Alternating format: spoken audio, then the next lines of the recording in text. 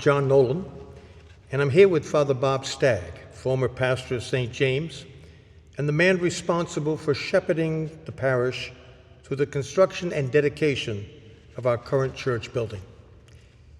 Father Bob, this month, June 2022, marks the 20th anniversary of our church. Please share with us some of your fondest memories of this undertaking. John, it's hard to believe, first of all. I'm delighted to be here. I have such happy memories of this place, and you kind of fall in love with your first pastorate, and this was so important to me, this place, and still is.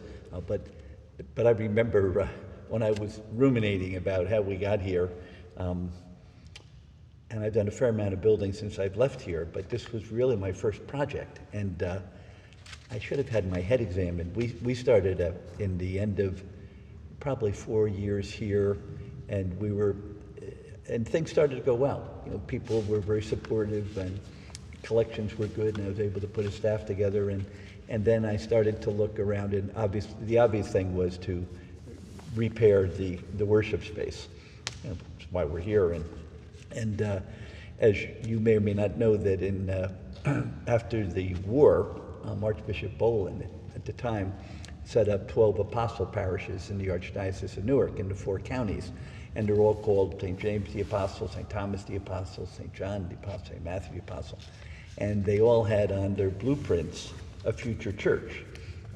Nobody had done that at the beginning in the early 50s, but they always had a gymnasium church, a box church with a wraparound school, all of them, made with the same yellow brick. You know, I'm sure the Archbishop got a deal on it at the time, and so we knew that it was a flat roof and it leaked terribly, and there were also, I forget how many stairs there were to get up to the church, and it was very dark.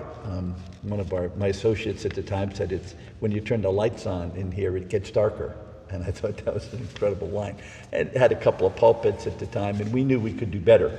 So I put together a committee, a vision committee, and a finance committee. And the vision committee was going to explore what are we going to do, and I really thought I was renovating the place. And we did some studying, and we went around to a couple of churches, and the death knell for me, and that idea of renovation, was when we got to one church that had raised about $1 million. And the committee all sat with me, 7 or 8 people, and they said, "Now, Bob, when is the construction going to begin?" I said, "It's done. This is it." And they said, "Oh." They said, we can't do this.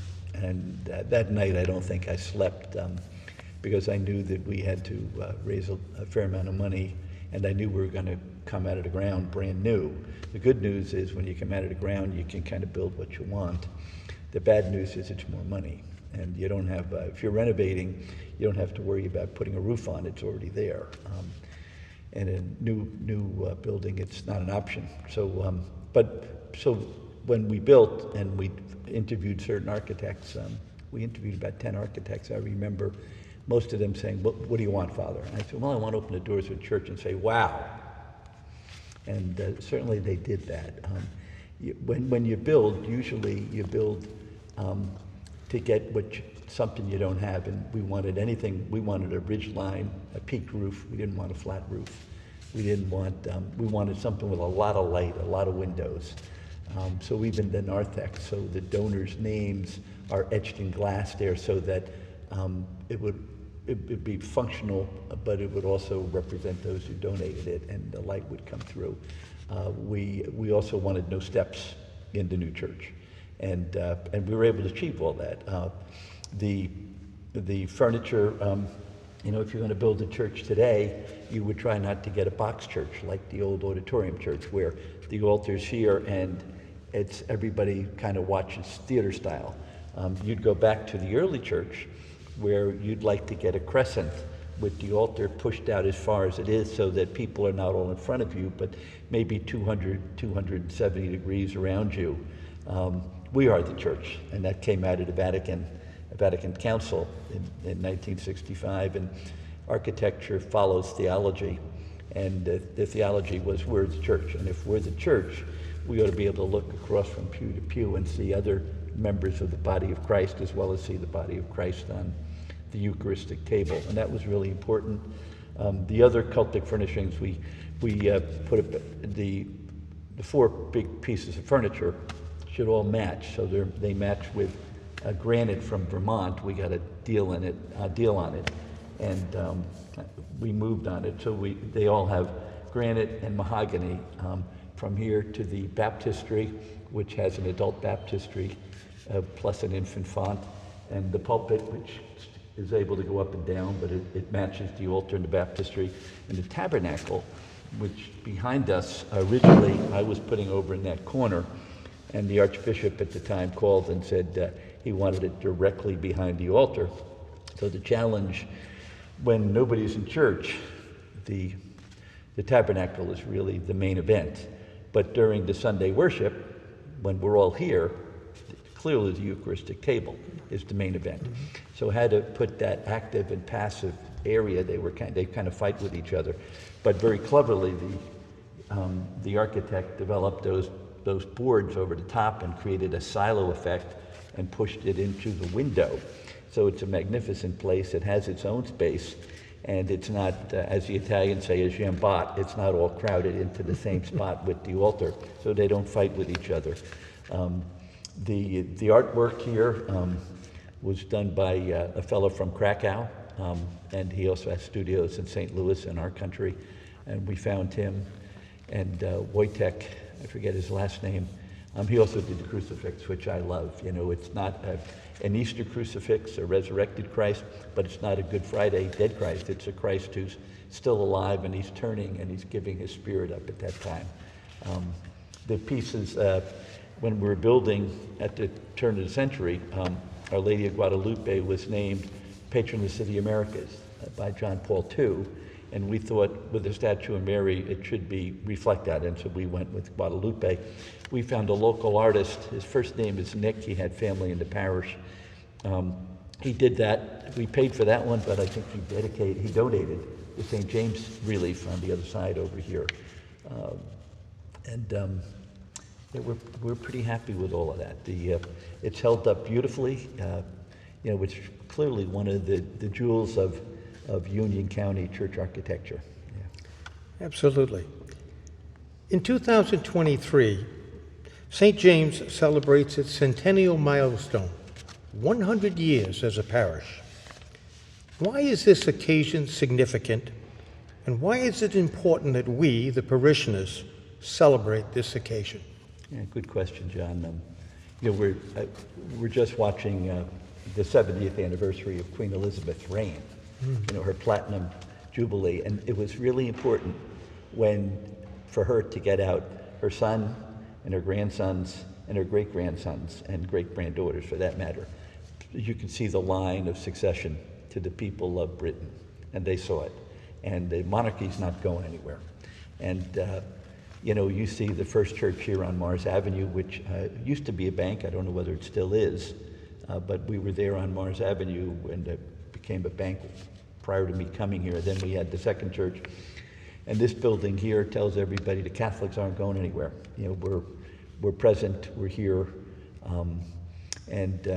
I think, if I'm not mistaken, I thought I was the 10th pastor, and I think Father David's probably, I'm guessing, the 14th pastor to be here over this time frame.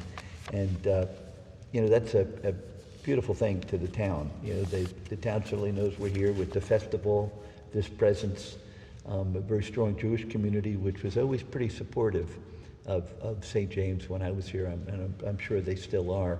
But I think it's that succession, and we're passing on the faith to generations. I'm looking, at the couples and families who are active now. Their parents or grandparents were active, 25 years ago. That's a beautiful thing. And finally, what's the message that you'd like to leave for current and future St. James parishioners? Yeah, it's a good question. I think the future's in great hands with Father David. When I heard that he was being named the administrator/pastor last year, I don't think anybody was happier than I. I've had my eye on him a long time. I was hoping someday I could get him to come and work for me, but I'm thrilled that he's here. You know, he's creative and innovative and courageous, and I think that St. James is in just terrific hands. The mark of a good parish, and David is well aware of this, is the hallmarks are four, I think, the pillars. One, the Sunday experience. It's got to be good. The Eucharistic assembly, the music, hospitality, welcoming, gathering area. I mean, that's, you know, you have one of the best gathering areas, and if you're going to build a new church today, you want a welcoming spot. Well, you got it. You got 1,500 square feet of welcoming space. A good parish, a second pillar would be developing lay leadership. If we go anywhere in the future, we're going to have to develop the gifts of the laity, the parish life coordinators, men and women, lay folks who will be running parishes. For a lot of the priests who are not administrators, they can bring them in to do funerals and weddings and Sunday Mass. But I think that's really upon us. But developing lay leadership is key. The third pillar, I think, is in the future, certainly is outreach. You know, what are we doing to serve the community? Soup kitchens, needy, helping the needy, helping the poor. What are the issues in town? And finally, spiritual development. You know, how are we taking care of our continuing ed for people? And I think those are all areas that David and St. James will address, and I think that's pretty exciting. Father Bob, thank you for helping us kick off Thank our you, John. Centennial celebration. My pleasure. Appreciate it. Thank you, guys.